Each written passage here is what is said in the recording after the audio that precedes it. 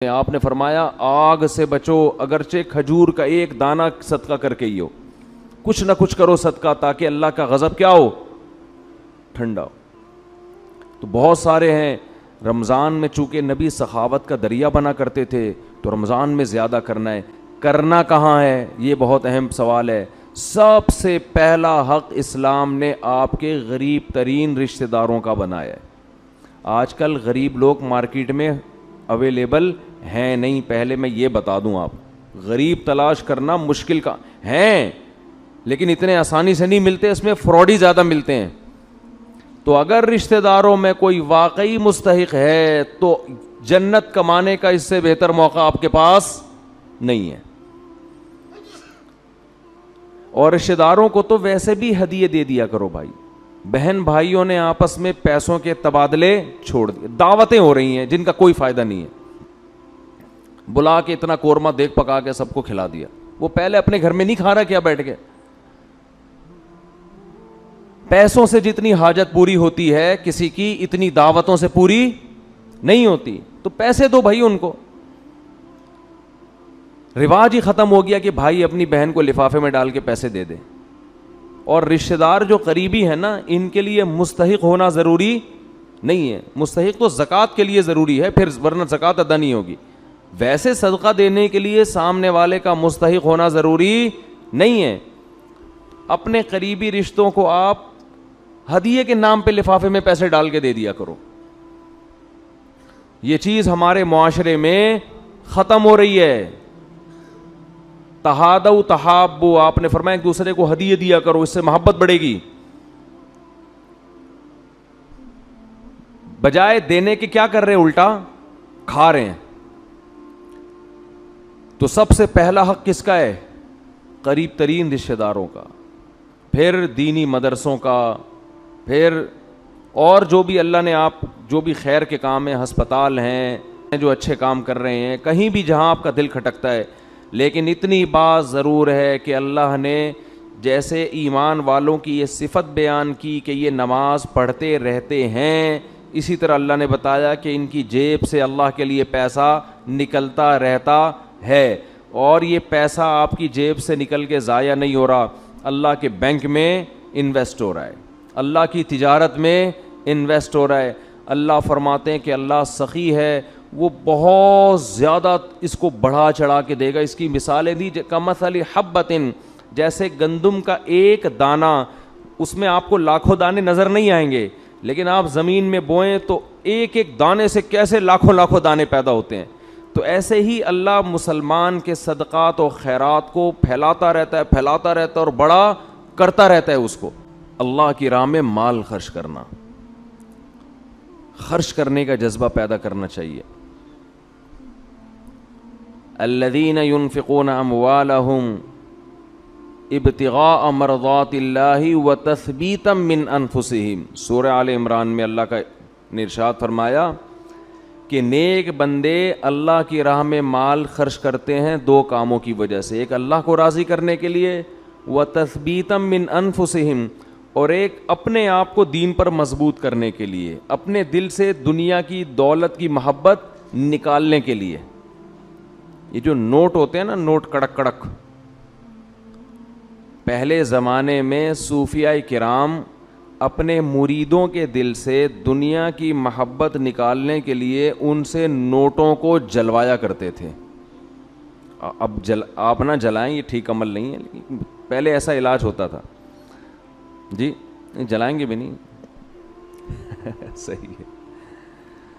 تو وہ ایسے جلواتے تھے، ہمارے حضرت پورا وہ بتایا کرتے تھے نا کہ جیسے 5000 کا کڑک نوٹ لیا، اب جان اٹکی بھی ہے نا اس 5000 کے نوٹ میں، تو ادھر سے آگ لگائی نا کنارے سے، آہستہ آہستہ، ایک دم سے نہیں جلا دیا، آہستہ آہستہ جل رہا ہے، اور اس کو جلتے ہوا دیکھیں تو وہ ادھر جلے گا، ادھر اندر سے کیا جلے گا؟ دل۔ تو جب دل اندر سے جلے گا نا تو جلنے سے جراثیم آپ کو پتہ ہے کیا ہو جاتے ہیں؟ ختم۔ تو دل کے اندر جتنے وہ نوٹوں کی محبت کے جراثیم تھے اور محبت کے جو گٹر ابل رہے تھے وہ آہستہ آہستہ ختم۔ یہ کام آپ نہ کریں، یہ جائز بھی نہیں ہے. لیکن پہلے بعض صوفیہ کرام یہ کروایا کرتے تھے تاکہ اس کے وہ پہلے پتہ ہے کیسے اصلاح ہوتی تھی, مرید کو دیکھتے تھے اس کمبخت کی بیماری ہے کیا, شیخ ٹریس کرتا آبزرو کرتا تھا کہ اس میں مسئلہ ہے کیا. وہ کہتے تھے یہ نماز تو پڑھتا ہے, یہ جناب رشتہ داروں سے بھی اچھا سلوک کرتا ہے, سب کچھ ٹھیک ہے, لیکن اس کے اندر فالٹ یہ ہے کہ یہ نوٹوں سے بہت زیادہ محبت کر کے بیٹھا ہوا ہے, اس کو پیسوں کا نقصان برداشت نہیں ہوتا. پھر شیخ اور مرشد یہ کرتے تھے اس کے دل سے پیسے کی محبت نکلواؤ. اب تو بہت سے شیخ, سب نہیں, اچھے تو ہر جگہ ہیں, بہت سے شیخوں کے دل میں جتنی پیسوں کی محبت ہوتی اتنی تو مریدوں کے دل میں نہیں ہوتی. وہ شیخ اپنے مرید کی جیب پہ نظر رکھ کے بیٹھا ہوتا ہے, کمبخت نے 6 سال ہو گئے آج تک ہدیے کے نام پہ 1 روپیہ بھی نہیں دیا ہے. آج خرچ کرنے کے جو فضائل بیان کیے جاتے ہیں اس کا مطلب ہوتا ہے مجھے دو. صحیح ہے نا؟ کیا مطلب ہوتا ہے؟ جب بڑا بھائی چھوٹے کو سمجھا رہا ہو یا چھوٹے بڑا کو سمجھا رہا ہو کہ اسلام میں خرچ کرنے کی بہت فضیلت ہوتی ہے, اس کا مطلب ہے مجھے پیسے دو. اس کا مطلب کیا ہوتا ہے؟ مجھے پیسے دو.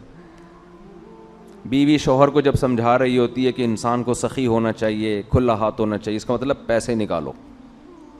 شوہر بیوی کو جب سمجھا رہا ہو قناعت اسلام میں بہت زبردست چیز ہے, اتنا مت ہاتھ پھیلاؤ کہ کل قرضہ لو, اس کا مطلب ہوتا ہے مجھ سے پیسے مت مانگو, 5 روپے بھی نہیں دوں گا میں تمہیں. تبھی تو نصیحت کا اثر نہیں ہوتا نا. کیا خیال ہے بھائی؟ نصیحت کا اثر ہی نہیں ہوتا.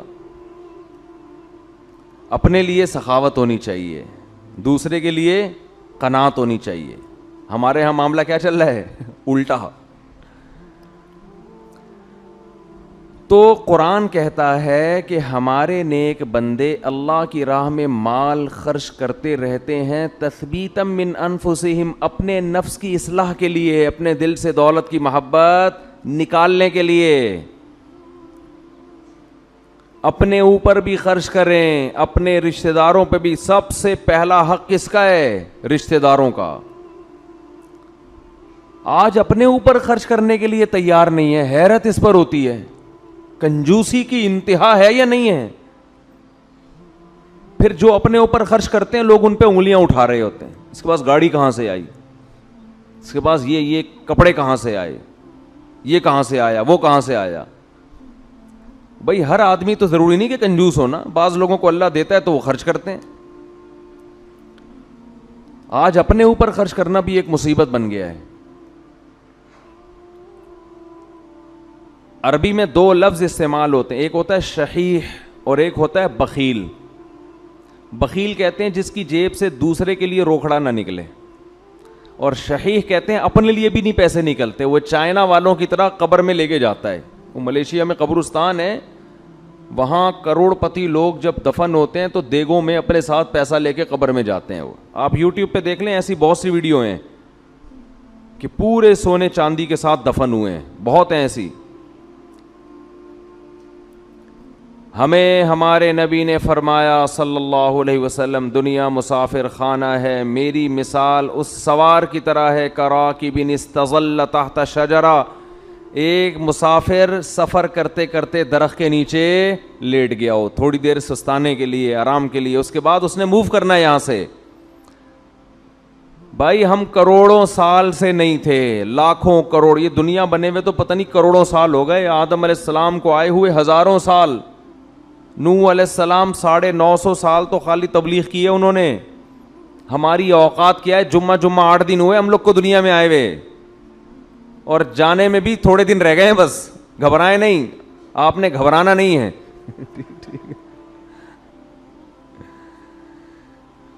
تو یہ میں آپ کو ڈرانے کے لیے یہ باتیں نہیں کر رہا کہ آپ کہیں یار جمعہ 8 دن نہیں اور 4 دن رہ گئے جانے میں. یہ حقیقت ہے. تو موت سے ڈرنے کا فائدہ نہیں ہے, موت سے دوستی لگانے کا فائدہ ہے. موت ایسا پیچھا کر رہی ہے, یدرککم الموت, قرآن کہتے ہیں موت ایسے پکڑے گی تمہیں, آ کے ادراک کرے گی تمہارا. وہ جس دن سے پیدا ہوئے ہیں اسی دن سے پیچھے پڑی ہوئی ہے, اور اس نے بہت کوشش کی ہم کو قبر میں اتارنے کی. بچہ جب پیدا ہوتا ہے کئی حادثات اس کی زندگی میں آتے ہیں, بچ جاتا ہے, کئی بیماریاں حملہ کرتی ہیں، بچ جاتا ہے، جوانی میں آتا ہے، کئی دفعہ حادثے ہوتے ہیں، بائک سے گرا، ایکسیڈنٹ ہوا، یہ ہوا وہ ہوا، بچ گیا، وہ تو اس وقت سے اڑنگیاں دینے کی کوشش کر رہی ہے. خیر، تو جب جیب سے پیسے نکلیں گے، نکلتے رہیں گے، نکلتے رہیں گے، نکلتے رہیں گے، تو دل سے دنیا کی محبت ختم ہوگی. او بھائی مسافر خانہ ہے، سفر کے دوران اگر آپ کو کچھ پیسے ملے ہوئے ہوں اور آپ کو پتہ ہو کہ یہ ٹرین سے اترتے ہی واپس لے لیے جائیں گے، تو آپ کوشش کرتے ہو کہ اترنے سے پہلے ہی سارے کھا پی کے ختم کر دو. ایسا ہوتا ہے کہ نہیں ہوتا؟ تو بھائی ادھر قبر میں جاتے ہی یہ کفن میں جیب ہوتی ہے نہیں ہوتی نا جیب، تو آگے خالی ہاتھ جانا ہے. بچوں کی فکر کرتے ہیں لوگ بہت زیادہ، بچوں کا کیا ہوگا، بچوں کے لیے کچھ بنا بنو کے تھوڑا بہت کر دو بس، اور پھر بے فکر ہو جاؤ، دماغ کو ہٹاؤ ہر ان کاموں سے. اللہ نے کچھ وسائل دیے تو تھوڑا بہت بچوں کے لیے، بہت زیادہ اس میں بھی ٹینشن نہ لو. بچہ 2 ہاتھ 2 ٹانگیں لے کے پیدا ہوتا ہے، وہ خود بھی تو کمائے گا، اللہ نے اس کو بھی تو کمانے کی صلاحیت دی ہے. اور بچے کو بھی یہ بتا دو کہ مسافر خانہ ہے، یہ یہاں ہمیشہ رہنا نہیں ہے، جب میں جاؤں گا تو تو کون سا یہاں پڑا رہے گا.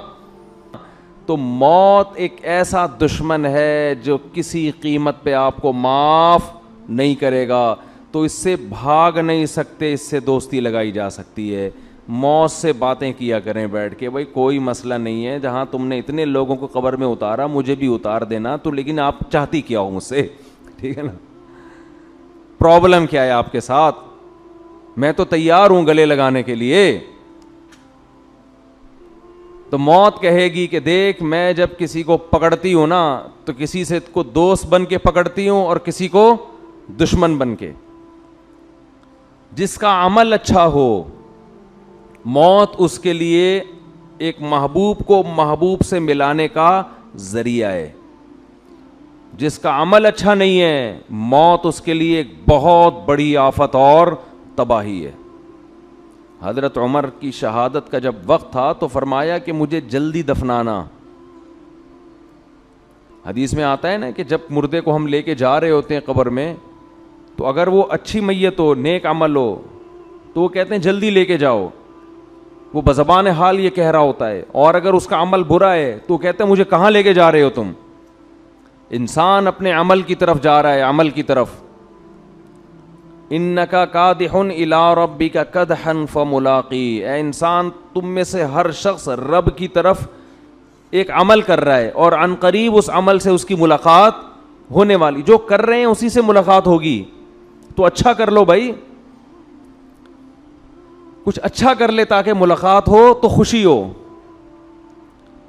تو نبی صلی اللہ علیہ وسلم نے فرمایا اتقوا النار ولو بشق تمرہ. صدقات و خیرات کا سب سے پہلا فائدہ کیا ہے؟ آپ کے دل میں دنیا کی محبت ختم ہوگی اور اس سے دنیا میں سکون ملے گا، آپ ریلیکس ہو جائیں گے.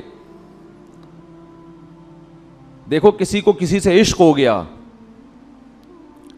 اور اس عشق کی مراد پوری نہیں ہو رہی، تو سکون کے لیے کیا کہا جائے گا؟ اس سے تعلق ختم کر دو، یہی کہا جائے گا نا، دوستی ختم کر دو تاکہ عشق ختم ہو جائے.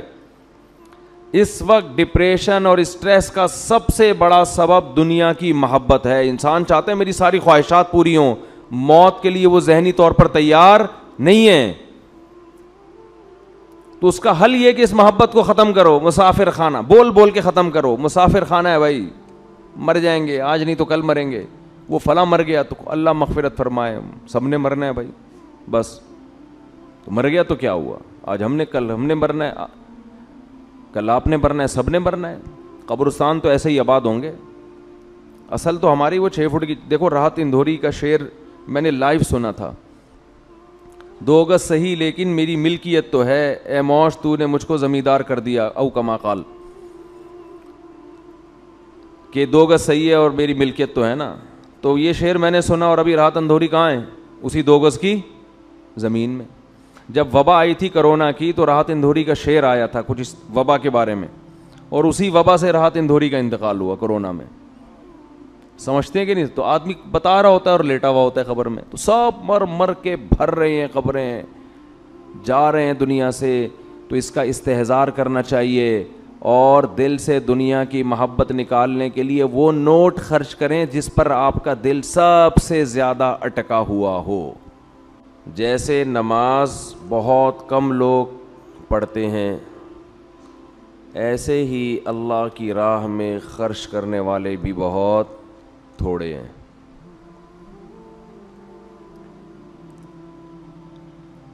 رمضان میں آپ صلی اللہ علیہ وسلم سخاوت کے دریا بن جایا کرتے تھے،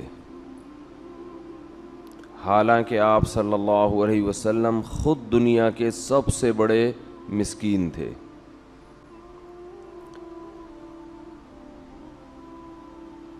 تو دنیا کے بارے میں یہ تصور دماغ میں بٹھانا کہ یہ مسافر خانہ ہے، فنا ہونے کی جگہ ہے، ختم ہونے والی زندگی ہے، یہ تصور بٹھانا اس وقت تک ممکن نہیں ہے جب تک جیب سے اللہ کی راہ میں کثرت سے پیسے خرچ کرنے کا جذبہ پیدا نہ ہو. اگر آپ پیسہ نہیں خرچ کرتے اللہ کی راہ میں تو یہ اس کی علامت ہے کہ آپ اس دنیا سے جانے کے لیے تیار بولیں نہیں ہیں. اور اللہ کو جتنی نفرت اس دنیا سے محبت کرنے والے سے ہے، شاید کسی اور سے اللہ کو اتنی نفرت نہیں ہے. اللہ سب کو روزی بھی دے گا، کوئی بھوک سے مرے گا نہیں. اللہ دکھائے گا کہ میری قدرت کیا ہے، اس میں ٹینشن نہ لو. تو موت موت موت جب تک یہ کھوپڑی میں بیٹھے گی نہیں اس وقت تک کھوپڑی صحیح کام کرے گی نہیں. اور موت کو بہت زیادہ اچھمبے کی چیز نہ سمجھا کریں. میں تو یہاں نماز پڑھاتا ہوں نا، پرچیاں آتی رہتی ہیں، لوگ بھی آتے رہتے ہیں، آج فلاں کا انتقال ہو گیا ہے، نماز کے بعد فلاں کے لیے مغفرت کے لیے دعا کرا دیں. پھر تھوڑی دیر میں کوئی صاحب آئیں گے، آج فلاں صاحب کا انتقال ہو گیا ہے، نماز کے بعد نام لے کے ان کے لیے دعا کرا دیں. آج فلاں صاحب کی والدہ بیمار ہیں، نام لے کے ان کے لیے بولو بھائی دعا کرا دیں. آج فلاں صاحب آئی سی یو میں ہیں، نام لے کے ان کے لیے دعا کرا دیں. اب میرے ذہن پہ ایک بوجھ ہوتا ہے کہ نماز کے دوران محترم کا نام یاد رکھنا ہے تاکہ نماز کے بعد ان کا نام لے کے ان کے لیے دعا کی جائے. ہمیں تو نماز کی رکعتیں یاد نہیں رہتی، پبلک بتا رہی ہوتی ہے 2 ہوئی ہیں، 3 ہوئی ہیں، 4 ہوئی ہیں، 10 قسم کے کام ہیں اتنی مشکل سے. تو اب رکعتوں کے ساتھ ایک ٹینشن یہ بھی کہ کون آئی سی یو میں ہے، کس کو کرونا ہو گیا ہے، کون سول ہاسپٹل میں ہے، کون جناح میں ہے، کون آغا خان میں ہے، کون مر گیا، کون ابھی اللہ نہ کرے اس کے مرنے کی اطلاع کی خطرات ہیں. تو میں نے انتظامیہ سے بولا، مؤذن صاحب سے بھی بولا، بھائی ہمارے اپنے غم کم ہیں دنیا میں جو ہم پورے محلے کے اور لوگوں کے غم اٹھائیں. یہ بہت بڑا غم ہے کہ آپ پوری نماز میں اس کا نام یاد رکھو، فلاں صاحب بیمار ہیں ان کے لیے دعا کرانی ہے. تو دعا تو کرانی چاہیے. اس میں ایک تھوڑی سی اصولی بات یاد رکھیں، یہ بات چل پڑی ہے تو میں بتا دوں. اجتماعی دعا اسلام میں جو زیادہ اہم ہے دعاؤں میں وہ انفرادی دعا ہے، اجتماعی نہیں ہے. اجتماعی دعا کبھی کبھار تاکہ لوگوں کو دعا مانگنے کا سلیقہ ہے کہ بھئی ایسے دعا مانگی جاتی ہے، دعا کے الفاظ یہ ہوتے ہیں.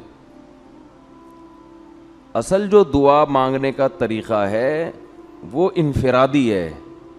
ادعو ربکم تضرعا وخفیہ، اپنے رب کو پکارو عاجزی کے ساتھ اور چپکے سے.